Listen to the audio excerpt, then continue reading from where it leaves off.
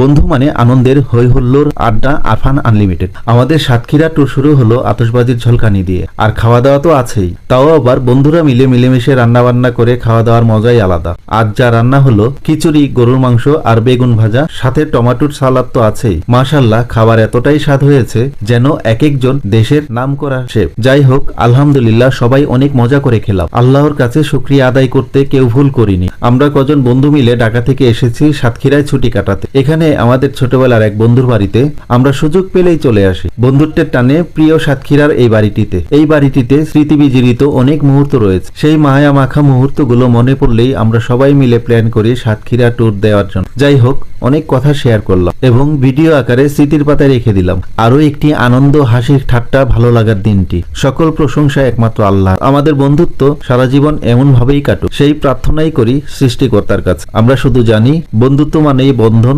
ভালোবাসা, একে অপরের প্রতি আন্তরিকতা। ভালো থাকুক সব বন্ধুত্ব ও নিঃস্বার্থ ভালোবাসা। সবাই ভালো থাকবেন আর আমাদের জন্য প্রাণ খুলে দোয়া করবেন। খোদা হাফেজ।